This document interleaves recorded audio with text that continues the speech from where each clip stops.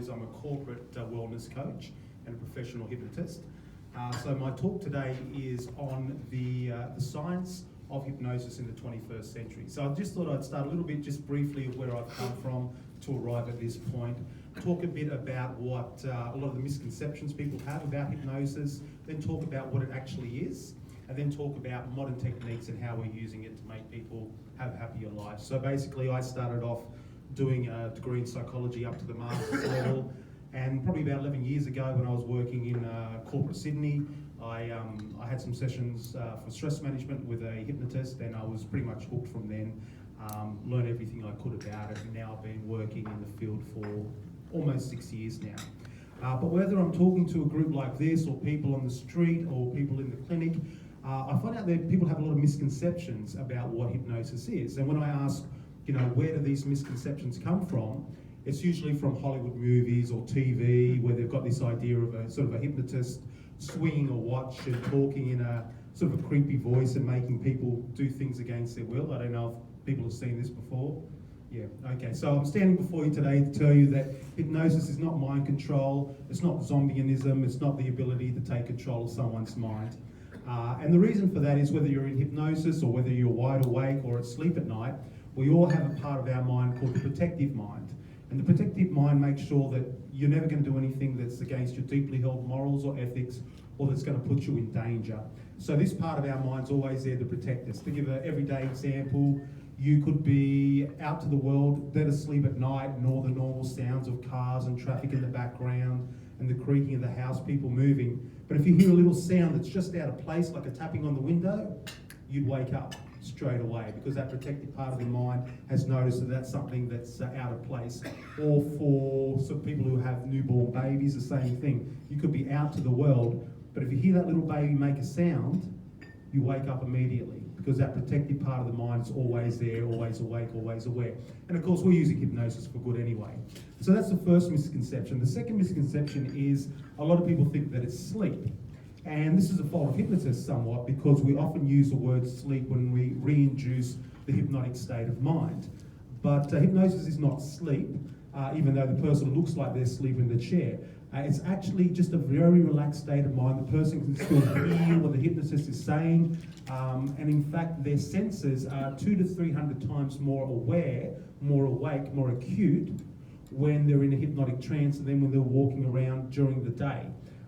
To give an everyday example, I was working with a client not long ago, and when I brought her out of the hypnotic state, she asked me where the grandfather clock was.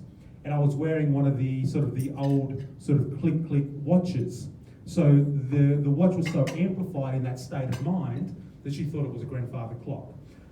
So it's not sleep, and it's not mind control. Now every now and then I say, okay, Rob, it's not sleep, it's not mind control, but I've been to these comedy stage hypnosis shows before, where there's people going on stage and they're up there and they seem to be doing anything the hypnotist said. They're clucking like chickens and they're dancing with broomsticks. I don't know, has anyone ever seen these before? Okay, yeah. People go, well, how does that work?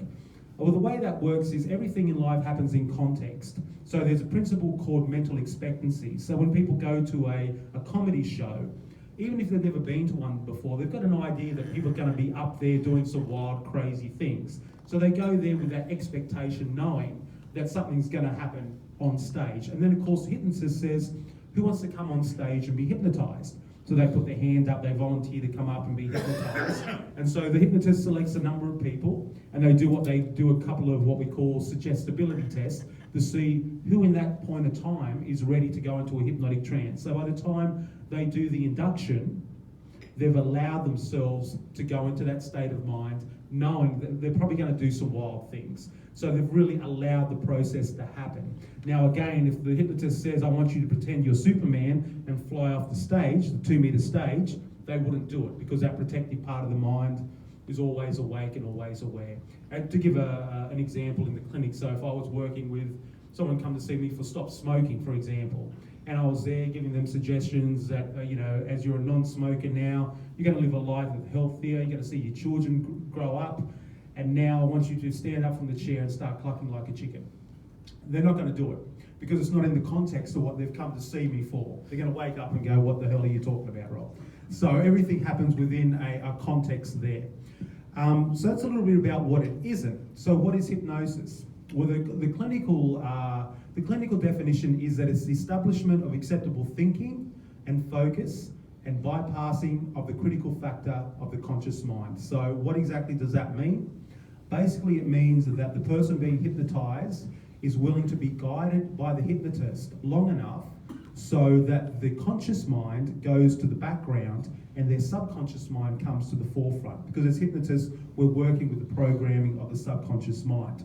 Now, to give a little bit better understanding of hypnosis, I'll give a brief summary of how the behaviours of the mind are. So, in very simple terms, we've got the conscious mind and we've got the subconscious mind. Both very important parts, but they both have very differing roles. For example, the conscious mind has four main behaviours. It has our analytical mind. Our analytical mind is just that part of our mind that works out, say, a mechanical problem or a mathematical problem. Pretty simple, analytical mind. Then we have working memory. Now, working memory is the same as short-term memory. So if you've got to remember someone's name, or you've got to remember a phone number, or if you're like me, you might be at home at one end of the house and say, I've got to go and grab a screwdriver from the other end of the house. I walk through some rooms, I arrive in the room where the screwdriver is, and I completely forget why I went to that room in the first place. That's short-term memory. And then we have willpower. Now, willpower is a very finite resource. Willpower is a part of us that goes on a Sunday morning after we've had a big night on the drink, and we've got a hangover that says, I'm never going to do that again. That's it. No more drinking. Healthy lifestyle for me. And then what happens? Next weekend rolls around. You're there with your friends. Come on, have a drink. And you have a drink, because usually it's a habitual way of thinking, which is a subconscious process. Or sort of the most popular example of willpower. The most common New Year's resolution is, going to lose the 5 kilo this year. You talk to the person on New Year's Eve, this is it, I'm going to do it, 5 kilo, this is it. You see them a week later, they've got their hand in a packet of chips. You say, well, what happened to the diet? Not today, because they've gone back to their own habitual way. And then we have the rational part of the mind. Now, the rational part of the mind is the reasons why we come up, the excuses we come up with, why we do the things that we do. So people will come in and say, I smoke because it relieves stress, for example, even though every chemical in the cigarette actually induces anxiety. Or that people say, I'm fat because my parents were fat. But when you actually get into the subconscious mind, we usually call the rational part of the mind the lying part of the mind, because the subconscious mind knows the real reason of why we do the things that we do. Because everything that's ever happened to you is stored away in your subconscious mind. Every thought, every action is all stored away there. It's like a video camera. It's recorded everything there. Now, the subconscious mind does hundreds of thousands of things as far as we know. It beats your heart, adjusts your blood pressure, your breathing. But for the sake of hypnosis, we deal with three main behaviours of the subconscious mind, and that's memory, emotions, and imagination. So when you guide someone into a hypnotic trance where their subconscious mind comes to the forefront, you can suggest to that person to go back to your 4th birthday, and they'll go back to their 4th birthday, and you can take them back in one of two ways. The first way is in a disassociated state of mind, where they go back as an adult and they're viewing themselves as a 4-year-old, as an adult, looking at themselves as a 4-year-old. Or you can take them back associated, where they're actually 4 years old again, and they're seeing what they saw, they felt what they feel as a 4-year-old. To give an example of this, my sister's friend who's in her 40s wanted to experience this. It's called regression. So I guided her into the hypnotic trance, and I took her back to when she was 5 in 1st grade. And while she was in this state of mind, she could name the teacher, she could name all of her schoolmates that were sitting beside her. And while she was in this state of mind, we got her to write her name. And she wrote it as a 5-year-old. Because when we brought her out of it, we looked up one of her old scrapbooks, and it was virtually the same, because she did what we call a full regression.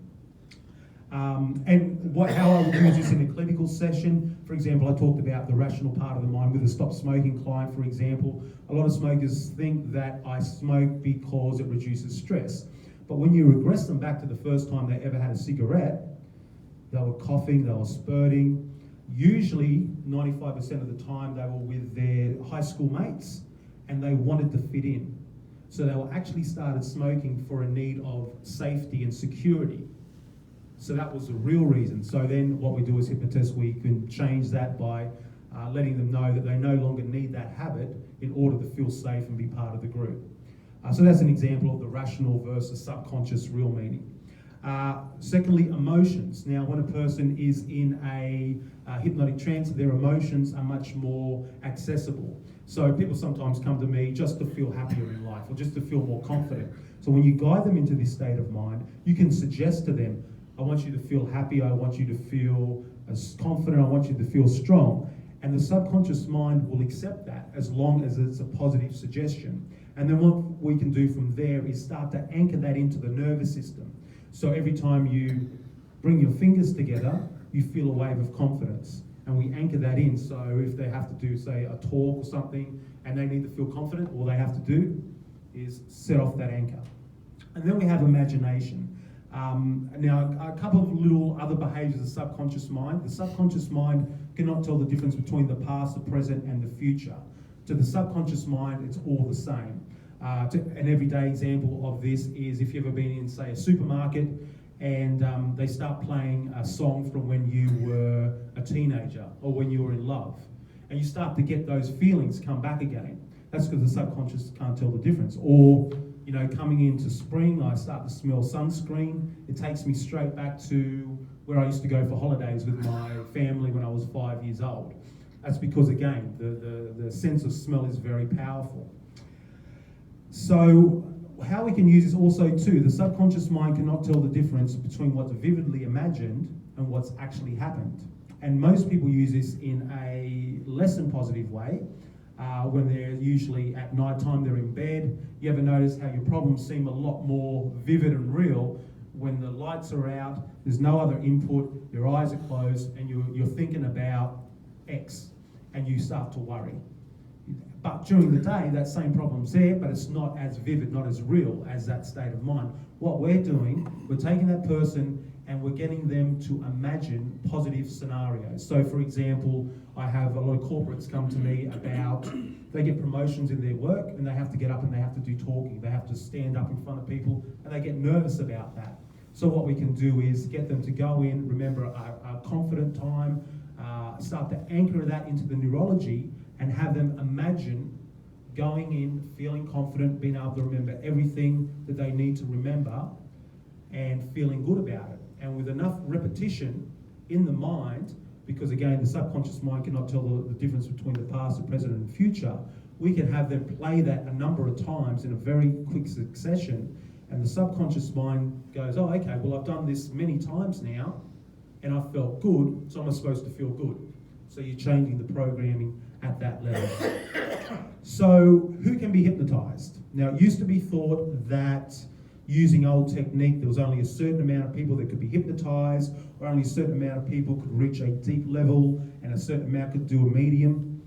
That ends up to be incorrect. Everyone can be hypnotized, as long as they've got two prerequisites. The first one is that you have to have an IQ over 70. I think we were talking about that before. Basically, the person needs to be able to read a page in the book, because in order to be hypnotized, they need to be able to follow the instructions and be guided into that state of mind. The second thing that's needed is they need to follow the instructions. So again, you can't hypnotize anyone against their will, but they've got to be willing and able to allow themselves to be guided into that very relaxed state of mind. So they're the only two prerequisites. But the fact of the matter is, we go into light to medium hypnotic trances every day of our life. For example, you ever been driving home from work?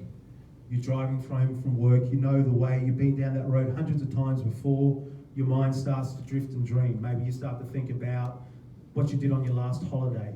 Maybe you start to think about what you're going to cook for dinner. And you pull into the driveway. Time goes by like that. You're in a hypnotic trance. The pictures you were making inside your mind were more vivid and more real than what was actually happening in front of you. Now, luckily for us, the subconscious mind knows how to drive a car, and it's got that protective part of the mind. So it will always keep us safe and well. Another common example of going into trance is if you've ever been to a movie. you go to a movie, you sit down with a bunch of people maybe you wouldn't normally hang out with, then the curtains part, the light starts to shine, and for the next 90 minutes or so, you get lost in the movie. Now there's still a part of your mind that knows it's a movie, but that goes to the background, and you start to associate with the characters. You start to have real genuine feelings about what's going on in the movie. Even though a part of you knows that, Tom Cruise really couldn't swing from one high-rise to another, that part of your mind goes to the background and you allow yourself to have the experience and have that emotion. Or the strongest trance state that anyone's ever going to be in their whole entire life is love. Especially when you first fall in love. When you're first falling in love, you're dreaming about this person, you're thinking about this person, they start to mention their names in conversation. Or for some of the ladies in the room, have you ever had a friend who's madly in love and she keeps talking about the guy and everyone's sort of going, I don't see what they see in this guy, but she's in a trance. Her rational mind's not there. She's filtering the whole experience through that feeling of love. And over time, of course, that can, sort of taper off to another feeling. But that is an example of a hypnotic trance. So hypnosis in the 21st century. Basically what we do, we work on the principle of neuroplasticity. Now it used to be thought that after a certain age, a person's beliefs couldn't be changed, their beliefs couldn't be changed, and they were set in a certain way of thinking. Well, as it turns out, that's not correct. With strong emotions, you're able to change people's belief systems and the way they look at the world and their identity quite quickly with what we call brain plasticity. And brain plasticity happens when you have strong emotion. So the first step now, what we do as hypnotists, we take someone into that nice relaxing state of hypnosis and we have them to remember a time when they felt really strong positive feelings. We get them to imagine that, then we amplify that state of mind, and then we anchor that in to the neurosystem. So when I say anchor, I mean every time you hear me say this word, every time I touch you on the shoulder, every time you squeeze your fingers together, you feel that wave. And with enough looping, that becomes very much into the neurology, and it starts to make the mind more open to make positive changes. So for example, if I was working with someone who came to see me for fear of flying, so the first thing I would do is guide them into that state of mind, have them feel good emotions, so their mind's open for the positive change. Then I would go in and have them remember a time, any time in their life where they felt relaxed, they felt confident, they felt good. Then go in there, have them vividly imagine that, and then anchor that into their neurology. And then would move into their imagination, would have them imagine now, you'd set off that relaxation trigger, imagine sitting in the plane, feeling relaxed, feeling comfortable. And as they do that, go through the process, you also set off the reward trigger, which is the feeling of being happy. Because again, the subconscious mind learns by emotion, not by rational. So with enough repetition of this, you do it over and over again, they feel confident, they're relaxed, you give them the reward of feeling pleasure or joy, and through enough repetition of that, which you can do very quickly, they have a new belief. They have a totally different way of looking at flying. They now look at flying as something where they can just get on the plane and feel relaxed. And we work with phobias and use that technique for anxiety and so forth. So that's pretty much what we're doing in the way of hypnosis in the 21st century. As Tony mentioned, what I have been doing is bringing someone up who wants to volunteer and just getting them basically to feel good emotions. That's all that we'll be doing. Is basically they feel good and they'll feel good for the rest of the day. But before I find that, I'd just like to do two little quick exercises while everyone's sitting there, if you don't mind. This is not hypnosis.